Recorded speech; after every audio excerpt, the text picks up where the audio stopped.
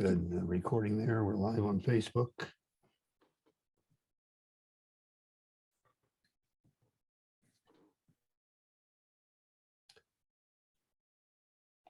Good evening, everyone, and welcome to BT's Fly Tying Friday. Tonight, 13th of January in 2023, Sherry Steele is going to wow us with some new materials. And our weekly tip, when we have a new material to share with you and possibly a new or dredged up old technique to share with you all. But we're the Beaties from Boise, Idaho.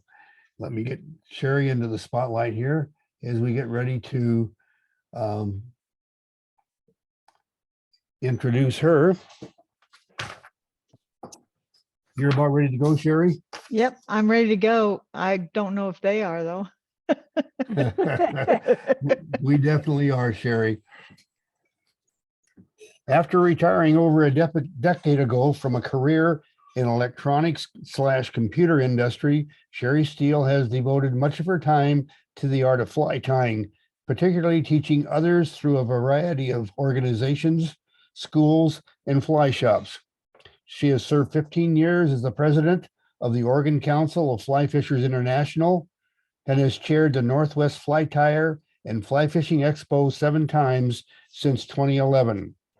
Sherry has given countless hours towards supporting the FFI mission to preserve and elevate the ideals of fly fishing. In 2009, she founded an FFI charter club, the Central Oregon Fly Tyers Guild, who specialize in tying cold water fly fishing and classic salmon flies.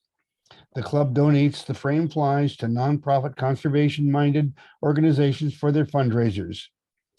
Tonight, please direct your questions to Sherry here, or she has an email address that's steelefly@msn.com. Join Gretchen and me in welcoming her to Fly Tying Friday. Sherry, it's all yours, and we can hardly wait for you to start. Let's see, where do I start? Well, thank you for inviting me to do a demonstration for you tonight. And as a tyer, and I didn't know I was going to be able to put my shingle up there saying I'm a fly tyer. And then I had to say, well, maybe I am a fly tying instructor too. And I thought, well, that's cool. And then I said, well, maybe I can invent a fly. That didn't go as well. So I want you to definitely interrupt me if you have any questions. And the big story behind this fly and this new material is I happened to see a YouTube demonstration, and it happened to be from Hareline. And because I know Marcus, who is the main guy at Hareline, I called him up and I said, hey, what is this? What have you done? And so as I show you this, I'll explain to what Hareline's, the hidden gem of knowing Hareline is that they invent stuff. They really do. And they invent products. And then sometimes they haven't decided or figured out what it is you're going to do with it. And they don't really worry about that, because when Marcus was saying, well, by golly, we just invent stuff and we throw it out there and see what they do with it. And so I saw this and I said, you know what, I'm going to see what I can do with that. And so he was all over that, and he's going to start sending me product that he wants me to figure out what I want to do with it. So that's the deal I cut, that he's going to, if I see something, he's going to explain to me a little bit about what to do with it, but we're going to experiment on what to do. So tonight I'm going to demonstrate something that they came up with quite a long time ago, but I just didn't realize what it was. So they've got this new product. And I'm going to switch over to my materials so you guys can see that product.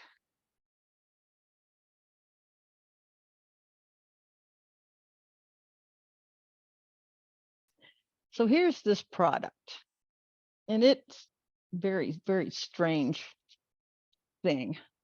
I'll put this right in front of the camera here. You can see it. Do you guys see it right side up? Yes, we do, Sherry. Okay. So you can't even hardly see what that is. But what it is eyes. And there's little pieces of plastic right here that come on this tab. And so when I saw that, I thought, I don't know if I can put it in the camera so it shows it. So what are you supposed to do with them? Well, the reason why they developed this product was because when they have to manufacture all these different kinds of eyes, the dumbbell eyes of this and that, and all different sizes and colors and shapes and what have you. So now they have a thing that you can actually buy the little tabs which are on this sheet, which looks empty. And then you can buy the size eye you want to go with it. And it is really, really cool. So I'm going to be using that tonight. That's the new, and you can say you saw it here first. He says it hasn't been demonstrated anywhere yet. So he says, well, you might get it in another few months. And that was a week ago.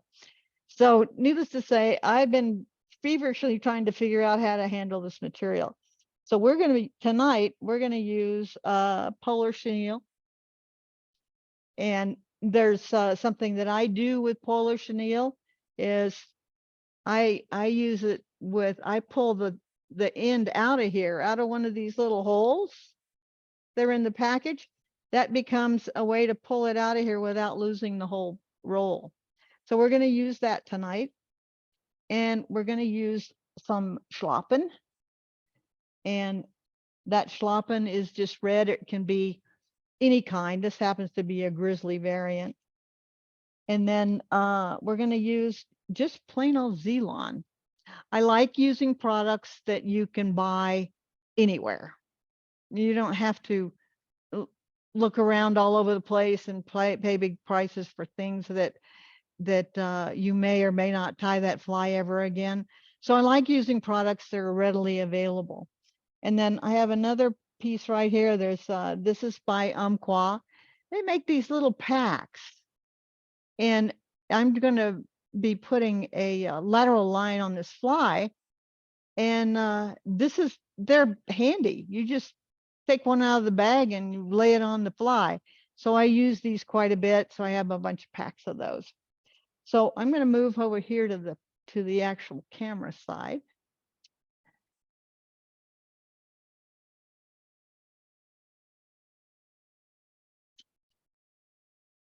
So I'm going to show you one of the flies first, so you can see kind of what we're going to end up with.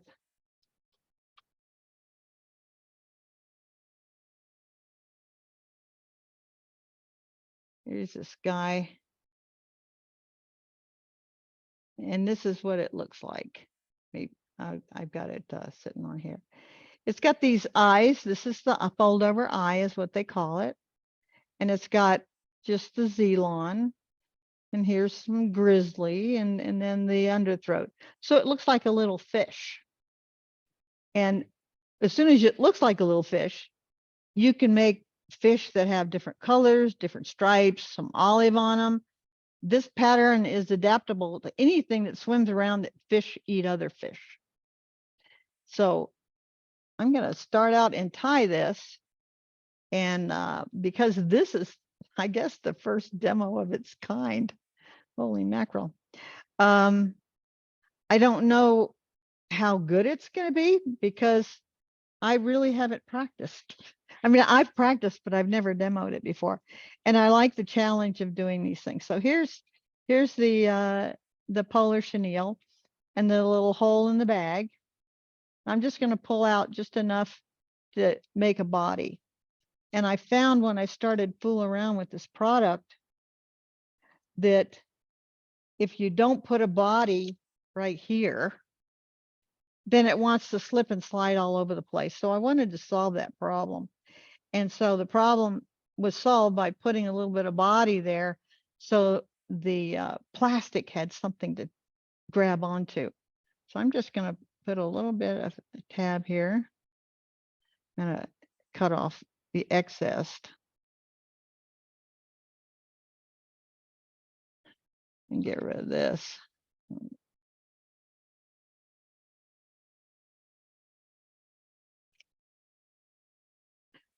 So all I'm doing right now is I'm tying down, not completely edge to edge, but a little bit. Now this hook is something that I just happen to have, of course.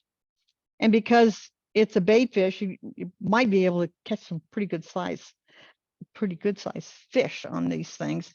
So this is a heavy duty size 6, I think. Yeah, here it is. It's a TMC. No, actually, it's a Targus. Had these a long time. This is a Targus, and it's a 1/0. So it's a great big hook. So you've got little fish, and I figured this is one that I think that you need a pretty good size hook if you're going to catch a big fish eating another fish. It's amazing, they're cannibals. But I'm going to just tie that down. And so I'm just doing edge to edge. So because the way this polar chenille is made, it's kind of one-sided if you make it one-sided. So what I do is I just pull the fibers out and then drop down, and I'm going to do a wrap edge to edge to put a little bit of body on this fly, because most of it does get covered up when you put on the Z-Lon. So what I'm doing is I'm just combing that hair back and grabbing onto it like I'm brushing my hair, and you keep those fibers from being trapped. And then when you're done with the fly, they'll stick up. And this is a really good material to tie all kinds of woolly boogers. If you want to tie a woolly booger that has, other than just plain old hackle on it, an underbody like this with a whole bunch of marabou makes a really, really good lake fly, actually. So I've made those, I've used those for years in fishing the lakes. And for some reason, the sparkle of polar chenille will do that. And that's also a Hareline product that you can buy from Hareline. So all I've got right here is this bushy body. And I don't have to pick out the fibers or anything. I've been doing that as I wrap. I'm just going to tie down on that now. A couple behind. And then a couple in front. And then cut off the excess. I've got a step-by-step that I'm creating for this fly. So if anybody wants the full step-by-step in a PDF format, just let me know and I'll email it to you. So here's the little guys. This is so cool. Can you see that bar right here in between them? That's what Yes, makes. we can, Sherry. Yes, we you see can. that okay? Yeah. Okay, so you just take this guy and you just peel them off of the piece of paper. So now you got this thing that looks like this. You think, well, that's great. Well, you want this one, not the eye side, wants to be on the outside, and the sticky side wants to be on the inside. So to get these on here, I cut them in two. This is the way Marco showed me to do it. You put them on one at a time.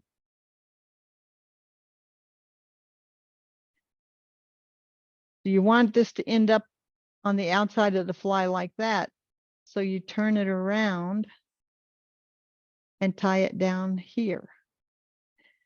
See how that was, so when you flip it over, then the eye will be on the correct side. So the reason why I put this body there, I'm able to give it a little bit of room. if I found out that if I tie it too short to the eye, then there's not enough room for it to fold all the way back. So I have to give it some extra room. I learned that the hard way. I've got several of those flies that don't look right. And those are the ones I didn't show you tonight. So I'm just going to pull this down and tie it down as tight as I can without breaking my thread. And pinch it. Now it wants to kind of sit there right.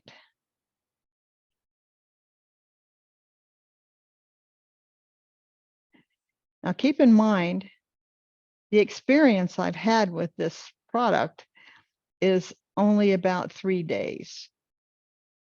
So that's my weenie cloth. If it doesn't come out exactly the way I like it, then I have an excuse. It's brand new. And I really like doing stuff that's new. Now I've got to find the other half of this eye that fell somewhere. Oh, there it is. Well, that would be a disaster at this point, because I've been using the plain sheets because I didn't have enough of these eyes.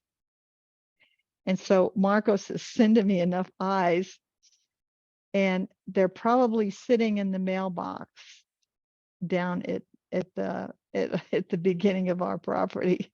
So needless to say, you're not going to get to see but one fly with the real eyes on there tonight, because I don't have the other ones. It was I know I shouldn't be making snap decisions, but I just had to do this. It was just one of those things. I was like, I got to do this. This is way cool. So what I've got here is now a body. And if you look at this, here's the hook eye is right there. And I've got this slammed right up against that hook eye, because when you start pushing that back, you're going to whip finish in the very front. So now I'm going to create and put some stuff. So I found out that it would be easier if, instead of putting all this Zelon on first, to go ahead and put the throat on first, because you got to admit, this is pretty crowded up there. So I'm going to turn this upside down, and this is going to be I think I'm bleeding fish. This is an injured fish, and I'm measuring the size of this, and I think I'm going to use about that much. So I'm going to just pull off the extra fibers I'm not going to use. I'm going to lay it in there. So if I lay it down, which is really nice, I lay it here because it's upside down. And I'm going to put one wrap. Now, in order to get the length that I want, I'm going to do another wrap. I've got these handy dandy tweezers somewhere. Of course, I can't find them now because I've been using them, but I can pull this. You can see it, pull it a little bit until I get this under throat just about short of the hook eye. I mean the hook barb there. So I think that's about right. So I'm going to go ahead and tie that down. Nice and firm. And then I'm going to clip this off, pull it back. There. Now I got this guy sitting there pretty good. Now I'm going to flip it back over, and I'm going to start putting the Zelon on there. Now, because it's going to be a fish, so it's going to be long fibers. So I figured out that if I take 2 of these strands at a time, and then take a piece and cut it off.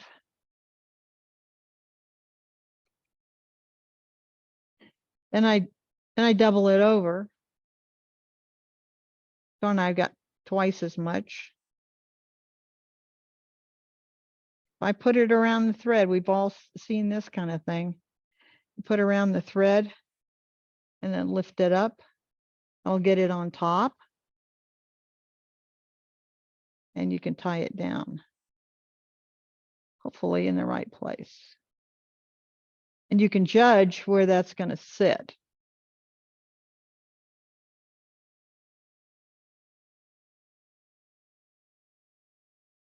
It doesn't have to be tied down too far because you're going to add the other pieces.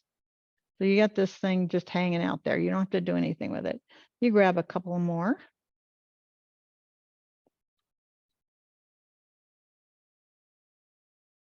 I'm just, I go through a lot of Xylon.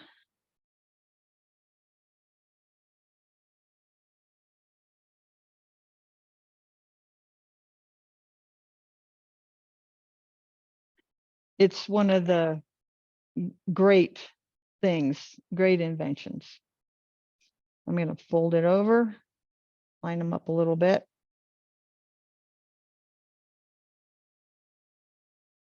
Now I'm going to lay these down on the side. So I'll turn my vise. This is where a rotary vise really comes in handy. So when I'm recommending students, new students, to fly tying, I said, don't invest in a cheap vise that's not a rotary. Just go ahead and bite the bullet. If mom and dad can afford it, then go ahead and get that the rotary vise, because it's so important and it's used so much. You might as well go ahead and get the big gun. So all I'm doing is coming down on that. Now I'm tying this down on the far side.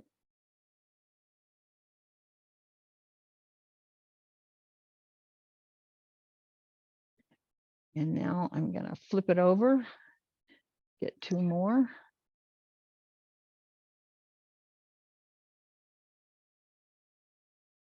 I was surprised how fluffy this bug came out anyway. Well, it's not really a bug either, but I call it a bug.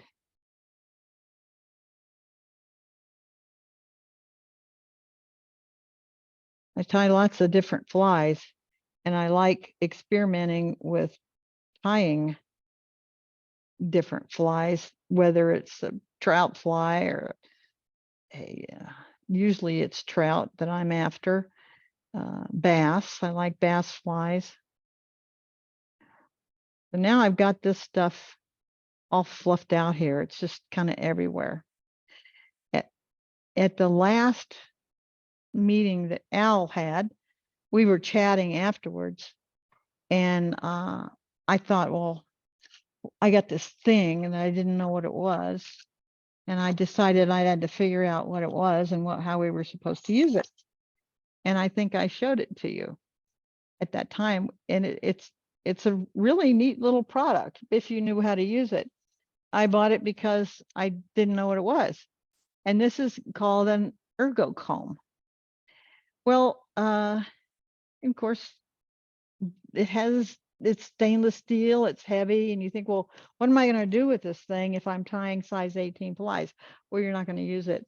So what I found out, that because I went online and I found out that we got all this stuff that's kind of clumped together. It's for combing out big flies. So if you have a great big fly streamer pattern that you want the Xylon that lumps up together, you just comb it out, and look at what a difference that made.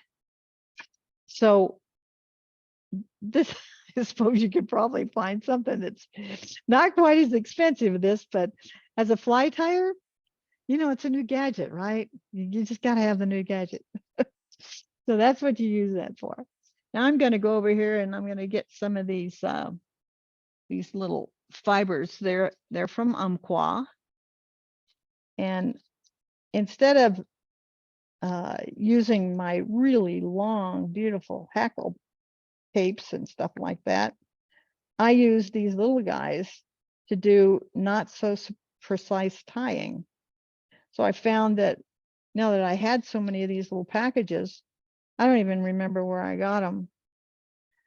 I'm going to pull a couple of them out of here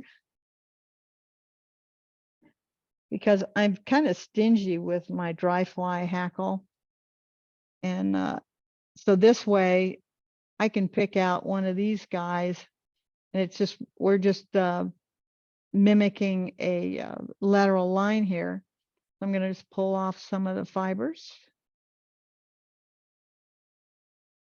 Now on a bait fish type pattern, or what do you call a diet for the local fish, I call it a diet for the local fish.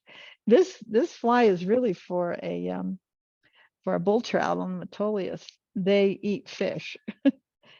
And boy, a pattern like this is really a good one for these guys. They like to eat other fish.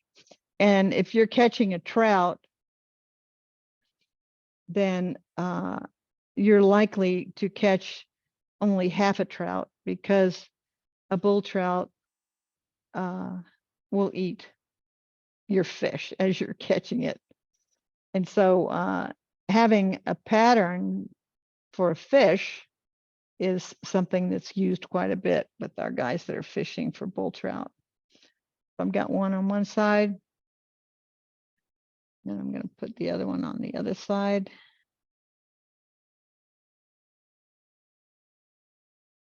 I'll clip off that extra after I find out the length I want. That's about right. Tie down on it.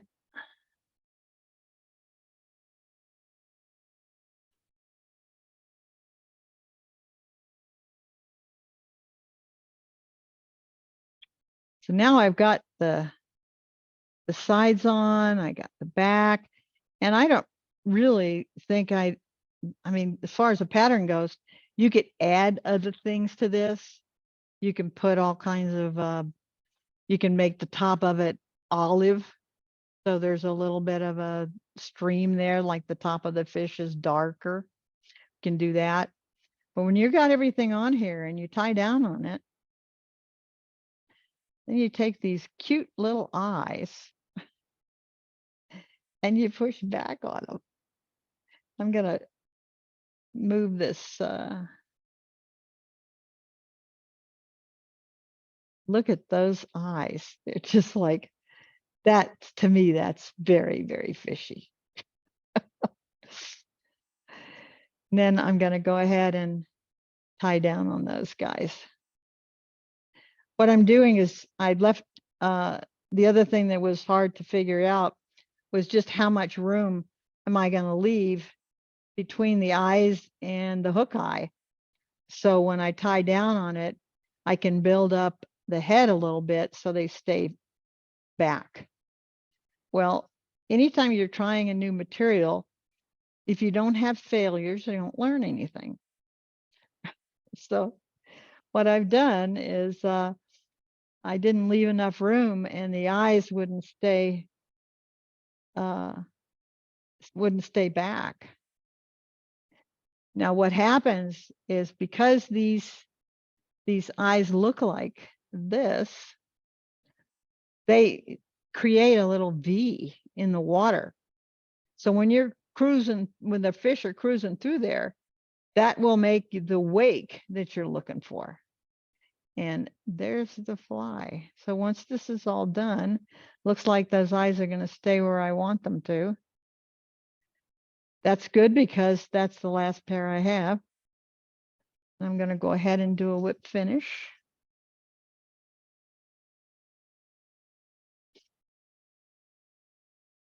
So tonight I would have demonstrated the different size eyes and different size fish. But because I only have one set of eyes, I just drew I just drew magic marker on the same product and let it go.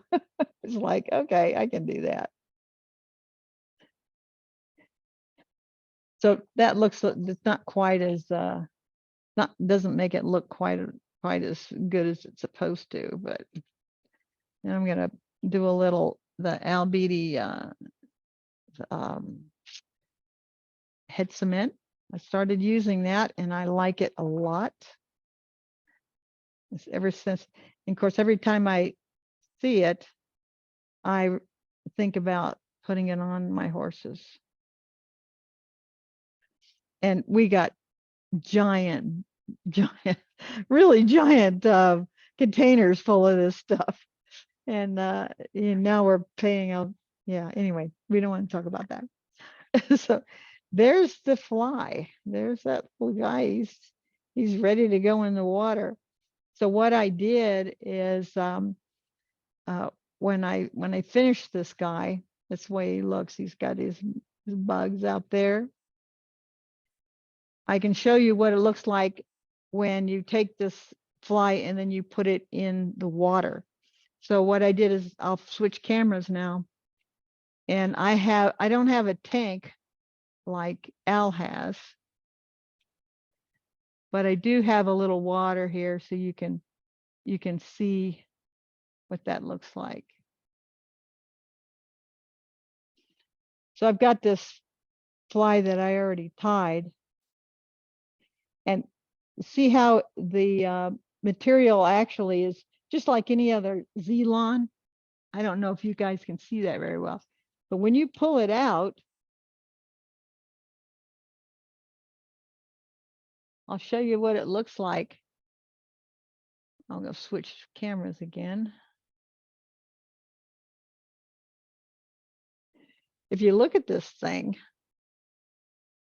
look at how it looks like a fish.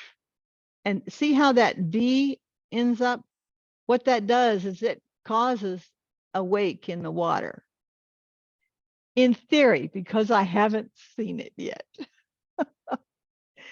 So it'll be news at 11 because I am going to master this pattern and have all the different sizes. And that's what I'm going to be tying at the expo. So I think that's all I got. You guys have any questions?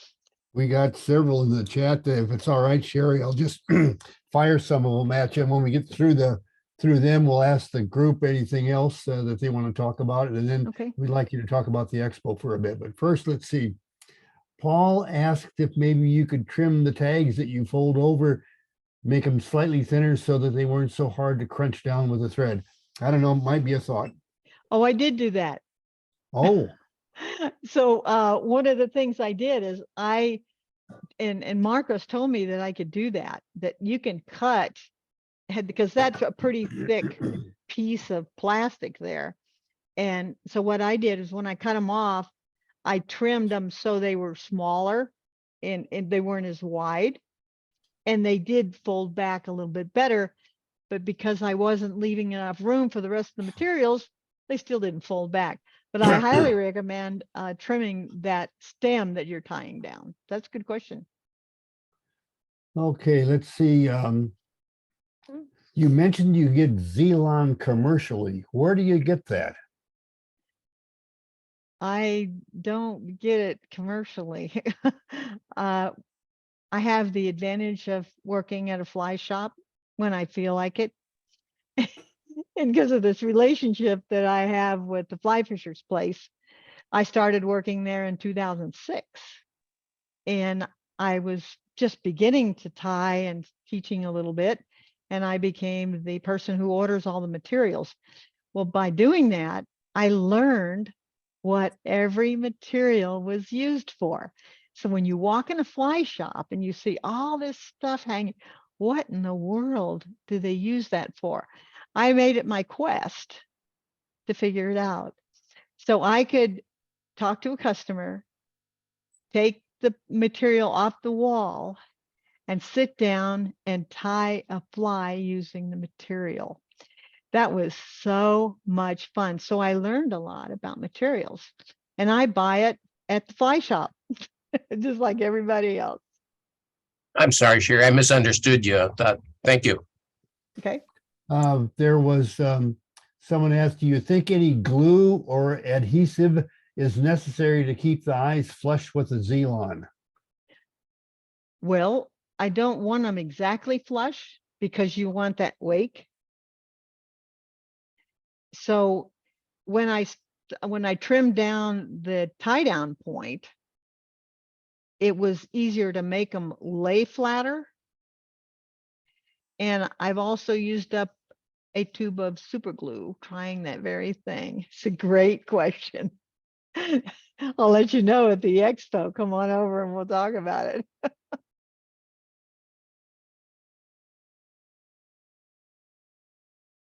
So I think one of the things that looks visually comes to mind is kind of the same subject about the bending of that plastic to get the eyes back. There's some way to maybe, I don't know how you do it, but heat it up right at the point where the eye folds, right against the eye, so that you take all that preload out. So the eyes physically are now staying parallel, if you will, or whatever angle you choose, but you're not fighting that thing that tends to want to spring them away from whatever the adhesive is. You could take a little heat gun. I bought a heat gun that I haven't tried yet, that Al and I were thinking about how to straighten out fibers. That might be a bit much. It's got to be some that's little, right. much smaller thing, like a hot nail or some very small thing. You could just slightly tweak them right where the attach point is to the eye part itself. Yeah, I think that's a good idea because you could use a used up bobbin. Not bobbin, but a bodkin. Yeah. And heat it up and lay it against that plastic. And you could actually experiment how much it can take. And when I get more product in here, I think that's a really good idea. And I can ask Marcos about it. He has a little video. If you go online at Hareline, on his Facebook page, you go to Marcos Vieira, and he has a video that he did. It's like a real short video on how to use that product, but he made it look really easy because he's done it a lot more than I have. So hopefully when I get to the expo, I'll be able to just whip these babies out. Jim Ferguson commented that be sure the eyes are parallel when you fold them back. Otherwise, one will either be cocked up or down if they're not parallel. Yeah, they're like that, Well, Yeah. if they're cocked at an angle too, they'll act like a propeller, and the whole thing will start spinning. If you put it in a tank like what That's Al right. has. But you could use, by holding your thumb and forefinger against the eyes and folded, put a little Zap-A-Gap at the very top edge, and then let it set and let go, and by varying that pressure, you could still get them set at a slight angle without being perfectly flat. That's a good idea. So they would still wake, Yeah. which is what you want. You want that waking, and it because the other product, that Hareline's been selling for years, these cone heads and what have you that create the wake, these basically make that happen. So they can make all these different sizes of eyes, and you can stick them on 2 sizes of that product, and it accomplishes a lot.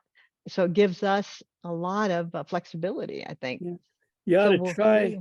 You ought to try maybe 2 or 3 strands of peak of the sword over the top, like make you it- were talking about, maybe a dark on the top, like a lot of the bait fish have a dark top and white sides, Yeah, okay. and a little bit of peacock like that.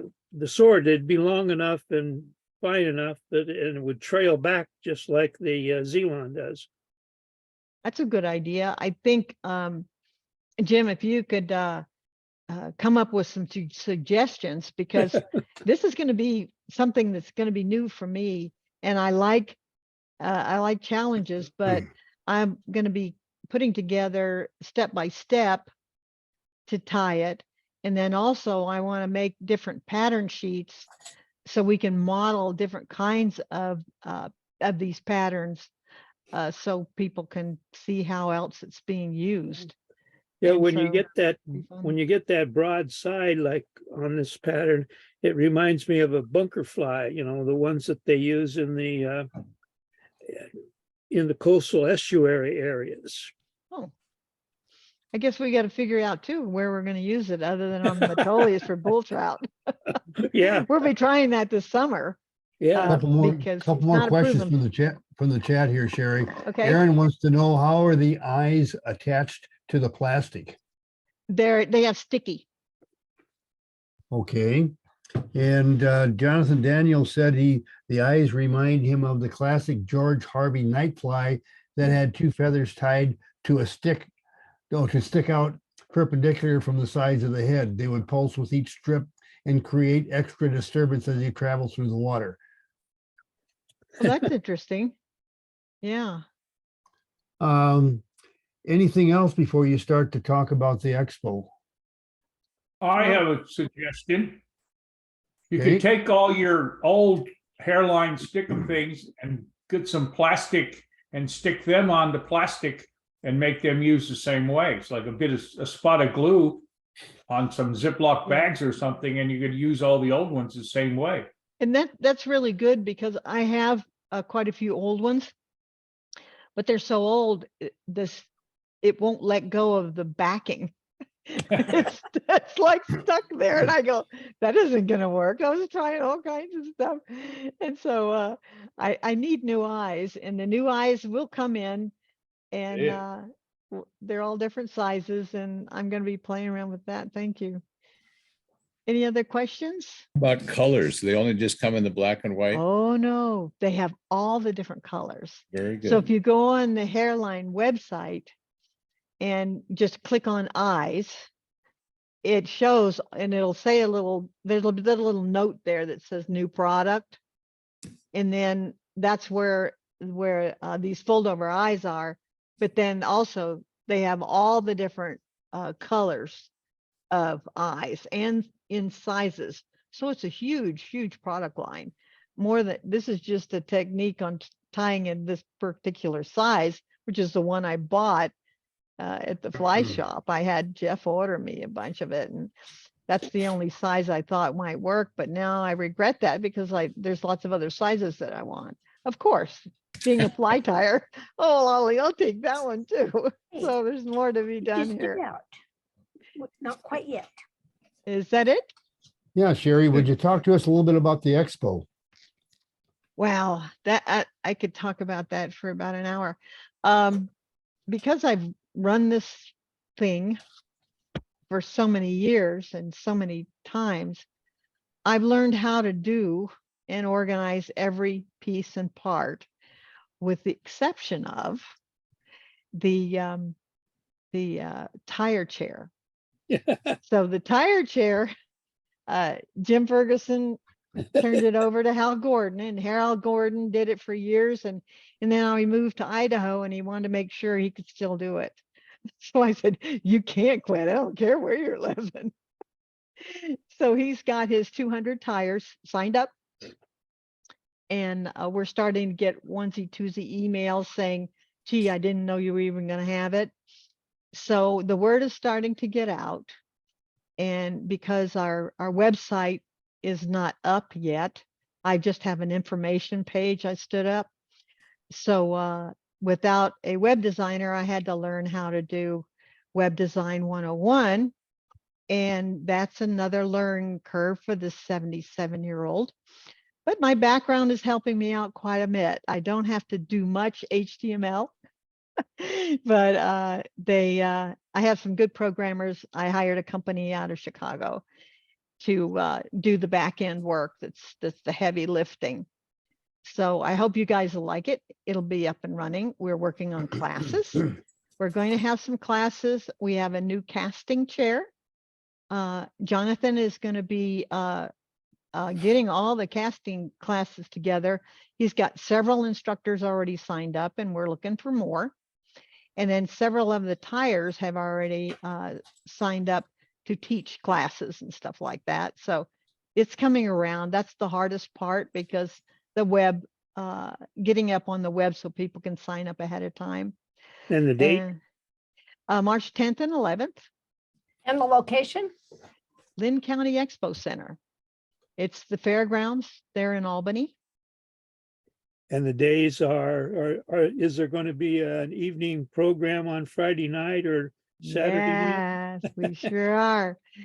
Our tradition is Will Godfrey has been our auctioneer for all these years, and he's coming back. He's going to Good. be driving from Idaho, and we've hired him to come in and do our Friday night auction. So there'll be a banquet, which we're serving lasagna and lots of salads and meat and vegetable lasagna. So it's going to be quite the meal, and we're charging $25 for the banquet ticket, and its cost per person is $35. And we're giving back the difference. Our board decided, we want these people to come to this banquet, enjoy it, but not have to pay so much for a nice dinner. So we budgeted for paying for the other part of that, even if we don't have to sponsor. So that's going to be quite the deal. And we're gathering really, really good live auction items. We have some fly plates. And I also had discovered a book, which is a first edition Polly Rossboro's Fuzzy Nymphs. And it's leather bound. And it's signed by Polly. So this is a real find. I And actually so- have one. Oh, do you? Yes, I do. I paid about $200 for it in 1970, well, probably 1981 or something like that. Well, we found one, and we're going to be auctioning that off. And we also will have other auction items in between the fly plates. So we'll have 2020 fly plates that were created for 2020 and we couldn't sell them. So we've got the Legends plates and a plate that was designed from our guild. So we didn't do one for this year because we already had one we didn't sell in 2020. So it's going to be good. We It's going got to the be humpy really good. plate too. Which one? The humpy plate. The Humpy plate, yes. And so I'm thinking about maybe we need to do another hat, because one year I had this hat that I wore all day on Friday, and tires were putting flies in that hat, and it became this huge ball of flies. There must have been 200 flies on this hat, and they fought over it. They really did. And so I'm thinking about doing another hat this year because it was so much fun. Good Somebody idea. wants the web address for the info page. nwexpo.com, that didn't change. So, but you do have to do HTTPS / to get to it. And the information page is there, and there's errors on the information page. And one thing that I want to tell you guys is it's going to be $15 to get in. And all veterans get in free. All volunteers get in free. All fly tires, they're volunteers, they get in free. And if you're an FFI member, you get in free. So with all this free stuff, we're going to sell tickets online. So now that I've got care, custody, and control over this web, we're going to create entrance tickets. So when you come up to get in the expo, the lobby is so full of people, and each person then has to pay in credit card or cash, making change. It really had a big log jam there. So we're going to sell tickets online this year, and it's going to be $15 for both days. It doesn't matter which day you show up. And we'll have wristbands. So we're gonna, if you're a veteran, we're gonna put a blue-red band on you, and you can just walk in. And the other thing is controlling the fact that you have to go outside to eat, because we're having food trucks. So we're going to have 3 different food trucks. So there won't be long lines for food. We're going to have a coffee truck. It's just coffee and beverages. And then we're going to have tacos and hamburgers and sandwiches. So it should be a lot easier. You'll be able to just walk out that side door on the left-hand side and go out and get your food and go back and forth. So with the wristband thing, it will discourage people from coming in the back door as a freebie. But we never really knew whether we had trouble with that or not, because everybody was so great about paying to get in. And So it's Sherry, open is to the public. the site up running? We could start getting tickets now, or is it not yet ready? Yeah, I'm really on the hot seat with that because I have this learning curve, but I have really good help. And so I'm working every day with the programmers back in Chicago. Oh, would you move this over that way? And this doesn't look good, and that doesn't look good.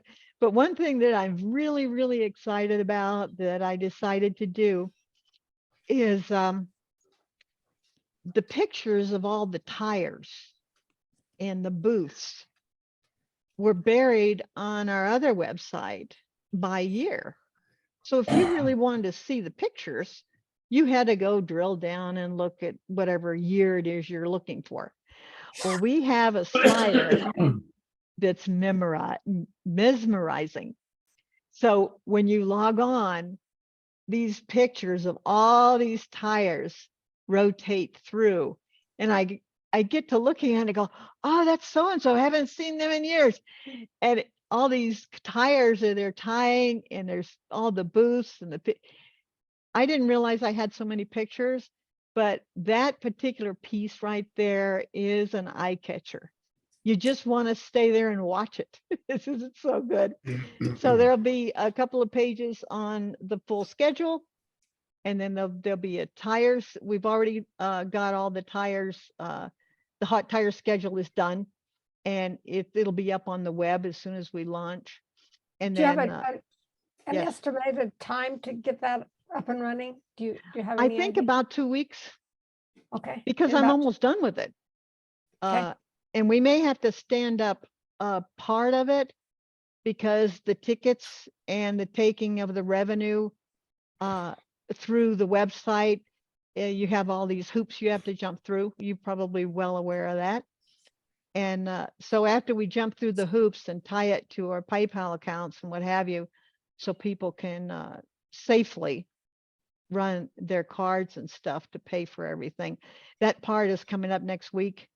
And I've already done all the, the banquet tickets are all there. And so you can buy a ticket package too.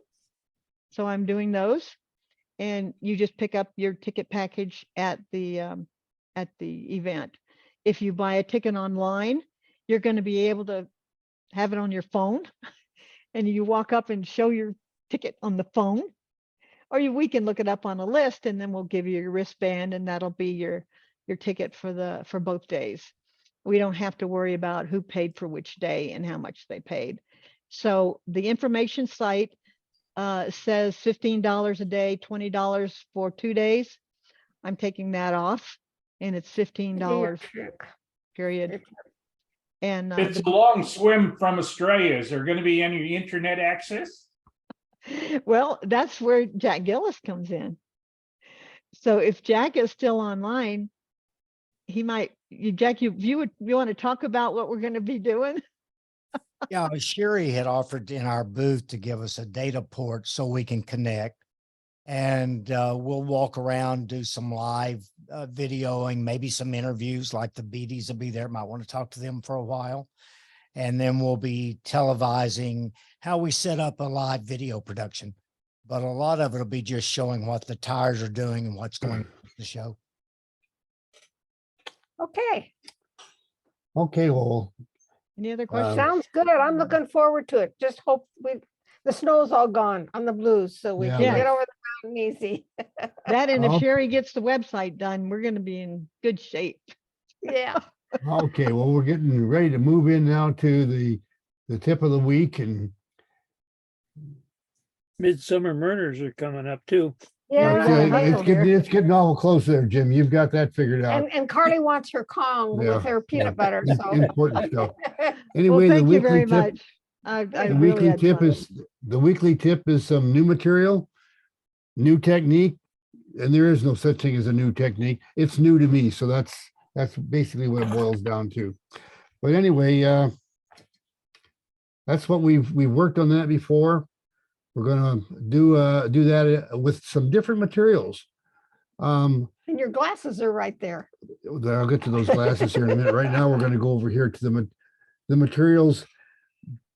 I had this guy right here that we've had for a long time. It's embroidery thread from, let's see, Gudbrod. There's 650 yards on that spool. And I found a couple of our bobbins that I could actually fit that thing.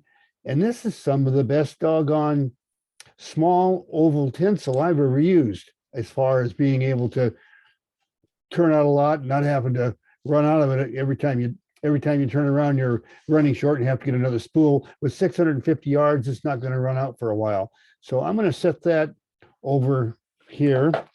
And so I told Gretchen, I said, I would really like it if you could find some stuff at Joann Fabrics, because that's where this comes from. And she went out and found me some silver, and this is made by Coates and Clark. And anyway, the silver is what I'm going to actually use tonight. And I also have that in a bobbin. And this is a smaller spool. It's only got 125 yards on the spool. So I'll set that over there. We've got some of our floss and some thread. I'll just set all that over there. Now, what I wanted to talk about, other materials, all of this stuff, except for this. This is Danville. I'll set that aside. All the rest of this, though, came from Joann Fabrics. This is actually some flat gold tinsel. Didn't know you could get that at a place like the fabric store. In fact, it's called Sulky Silver Metallic. And I assume it's double-sided. You can also get silky online. Sure. And then here's some other silver and copper, kind of a holographic looking sort of a color. We'll be playing with that on some flies in the next day or so. But before I leave this material thing, I wanted to talk about a lifesaver. Jim Ferguson and Kathy Hamilton suggested we get Thread Magic to take care of my chapped hands that were really in bad shape and we're just tearing the floss up. I got some. It's a miracle worker. I'm going to bring that back over so you can get a closer look at it on the Vice camera. And that's it right there. And that stuff, you pop this lid off. That's the one thing I haven't figured out about it. There we go. It's just some stuff that you rub your finger over, and it takes all those burrs on your hand from working out in the weather and so forth, and just makes your hands just as slick as can be. Now, I don't need it now because I used it before we started tonight. But anyway, that is some wonderful stuff. So my hat's off to Jim Ferguson and Kathy Hamilton. I can't remember which one of them suggested it first, but they were both right there at the same time. I immediately went online and got it off of Amazon. Thread Magic. Great stuff. Al, Yeah. I also found this, it's metallic thread and copper Dritz. It's 95 cents for 35 yards, 33 yards. But it's again is at Joann's or our equivalent downtown in Salem. And it's really interesting how you can get these metallic threads that people are embroidering with. And they do work nice. I'm totally stunned. It's been laying in Gretchen's stack of embroidery stuff for ages, and we just happened to stumble across it the other day, and I had to try it. And anytime I can feed tinsel through a bobbin, it makes me happy because I can tie so much faster. Anyway, let me get this thing out of the vise. we're going to do a quick review for those of you online or viewing on Facebook. That's going to be a bit of repetition for you all. This is just a ribbing process, and then we're going to change it up just a little bit when we go to the new product, the new old product, whatever you want to call it. And I'm going to start with, let's see, there we go. I'm just going to start with a couple of turns of black thread.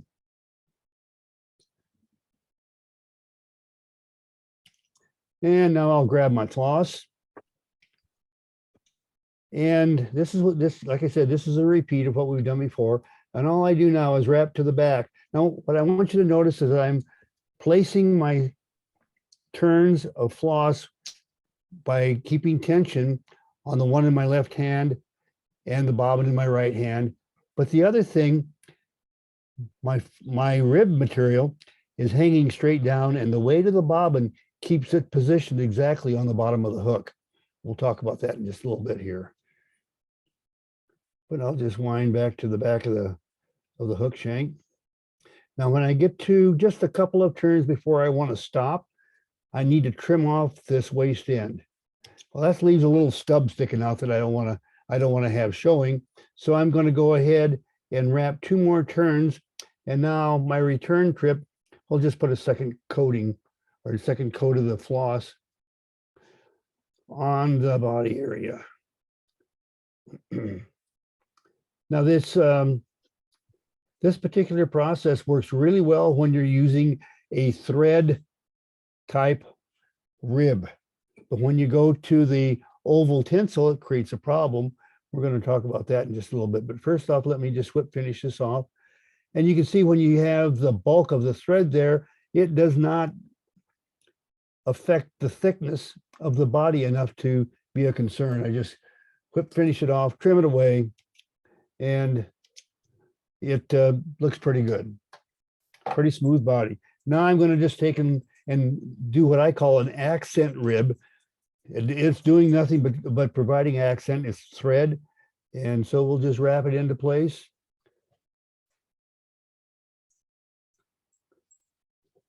And I'll just finish and tie it off.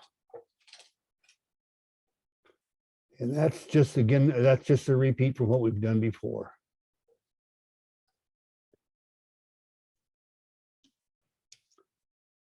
All right, put that whip finish away. Set this down. Makes a pretty good looking body, and it's quick.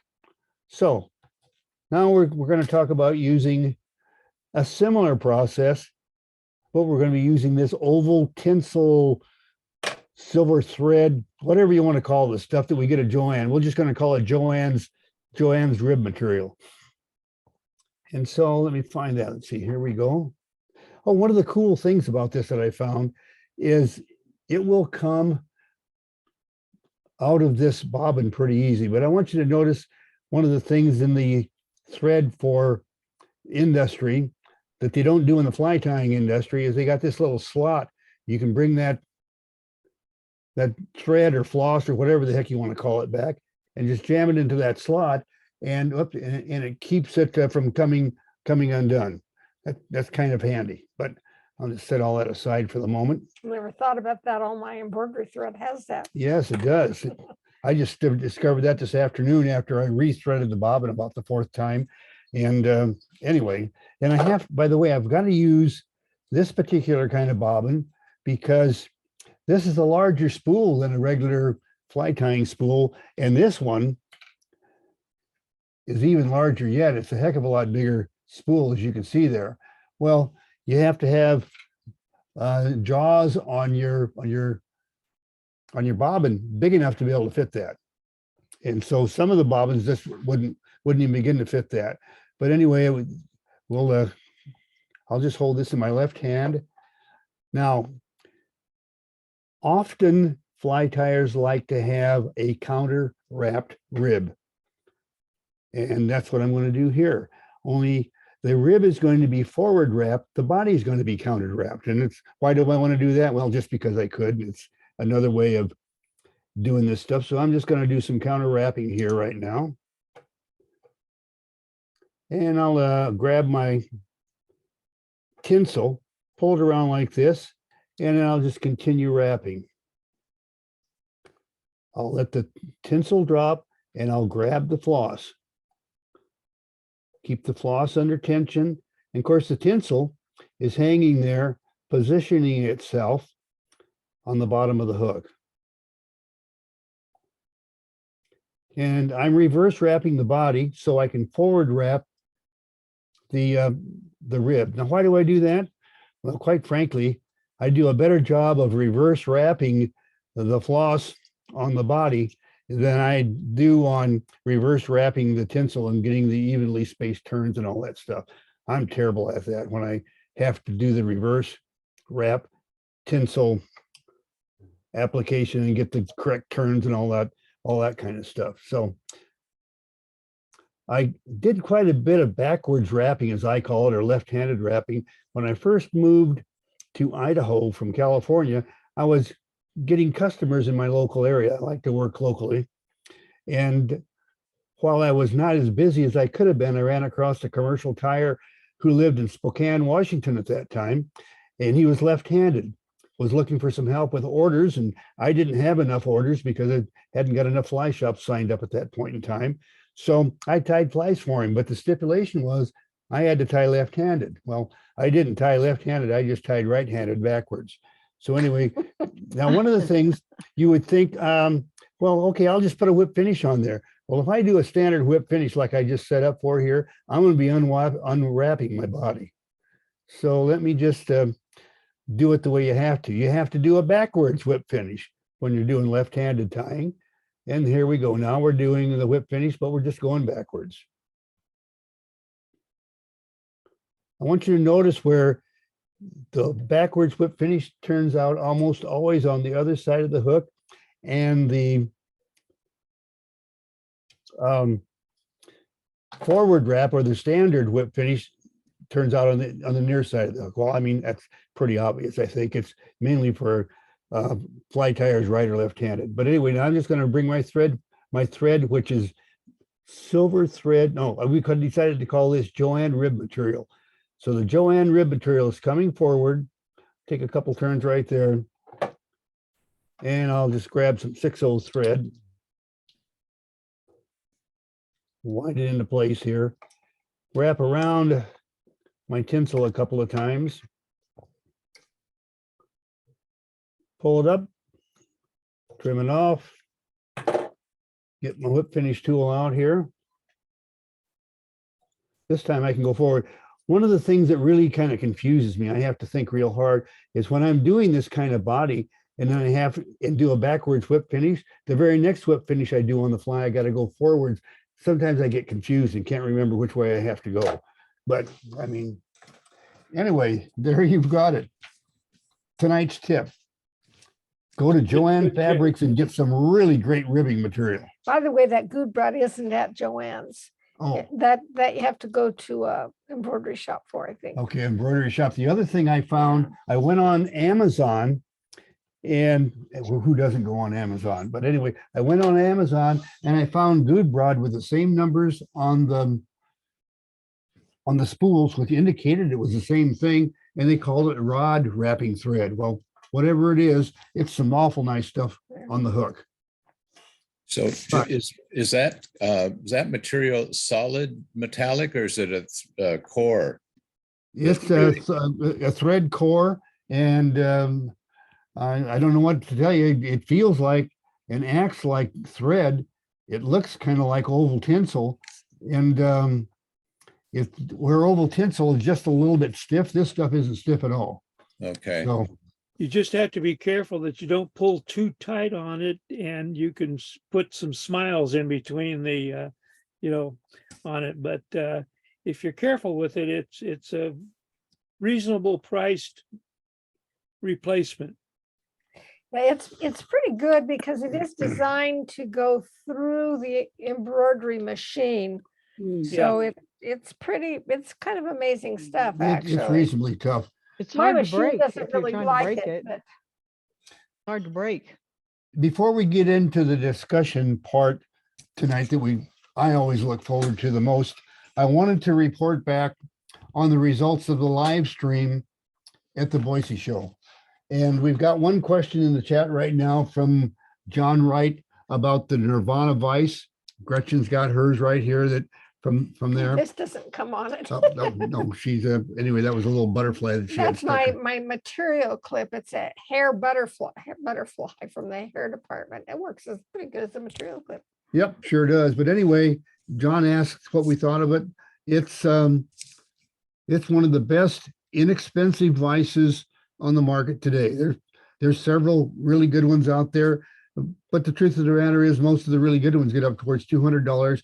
This is a lot closer to 100 than it is 200. You It's know? 135. The 135. new one that they're coming out with is 135. And Yeah. they don't have them now, but you can order. And that includes a base. Yeah.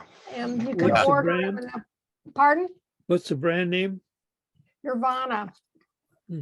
It's I just- actually Moonlit. The website is Moonlit.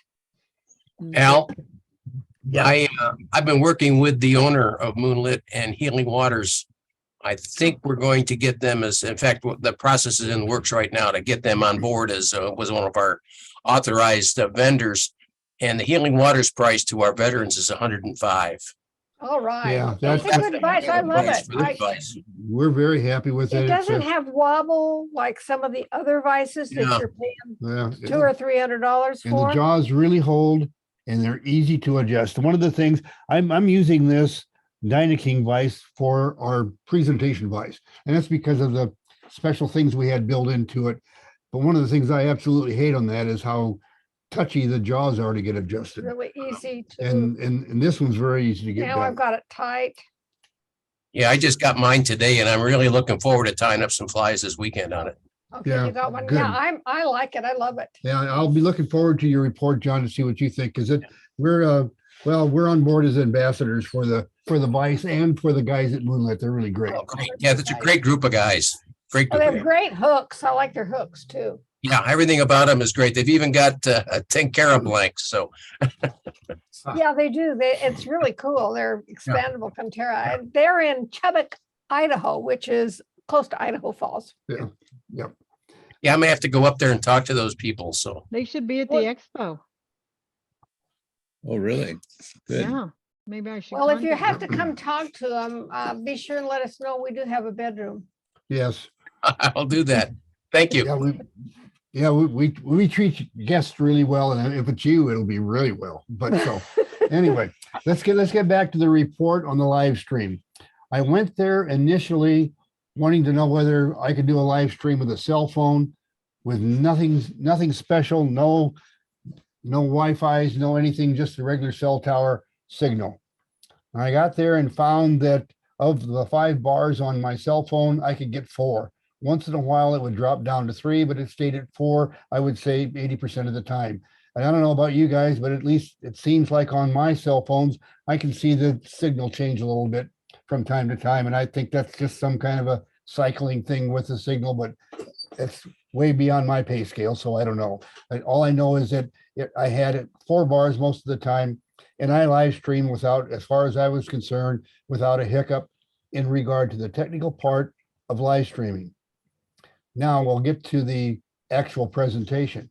And I'll tell you right up front that I forgot everything that I taught all of you to do for your live streams, because see, I've been working with this studio for a couple of years. I push a couple of buttons, everything happens. And all of a sudden here I was sitting in a show. We've been doing shows for 40 years. I always go to a show prepared to do the same situation, the same shirt, the same clothes, and same kind of presentation, same fly tying kit. Because And- you're boring. I'm just a boring son of a gun. Gretchen. Yeah, thanks a lot, sweetheart. I don't know how do you stand living with me anyway? I don't know. Anyway, so I went there, and the first thing off is I was tying a lighter colored fly, and I was wearing a tan shirt. Yeah, I'm wearing a tan shirt right now, as a matter of fact. I happened to run across a good deal and bought a dozen of them. So when I change shirts, it's usually from tan to tan, so anyway. But so the fly disappeared into the background. Well, I had this vest on, so I ended up zipping up the vest, and the darker background against the lighter fly worked pretty good.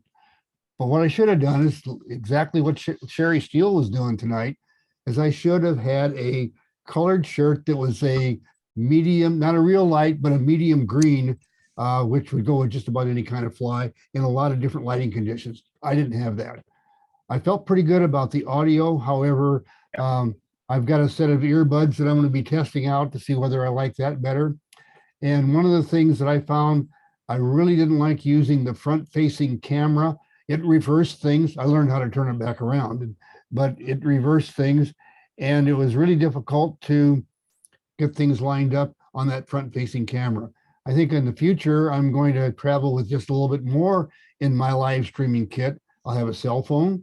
I'll set it up to do the field side view on the fly. I'll come out of the cell phone with a dongle going to an HDMI cable and an HDMI cable going to a small 7-inch monitor. And I'll have the 7-inch monitor pointing towards me so I can see what the heck I'm doing. Yeah. Because I couldn't see what the heck I was doing. I had to sort of guess, and that wasn't the best of things. So And I was gone. So I wasn't there to help him. I yeah, was she gone. was doing some other stuff. So it was a learning experience, and so it wasn't my best effort as far as a live stream. It was a total success though in learning that I can, or any of you can, do a live stream to Facebook using a cell phone with at least 4 bars of signal. You know. Yeah, it was That's great, Al. I thoroughly enjoyed it, and I tell you what, I didn't see the problems you're talking about because they weren't obvious to us on this side of the camera. Well, all I can say is thank you for being so kind. You know, so I'm going to remove the spotlight and we can get to our normal chat. If there's no questions about the live stream that we had at the Boise show, before I do that, then I'll stop all the recordings and so forth. No questions about the expo or the Boise show? Okay, good. Well, let me start turning off the live stream and the recording.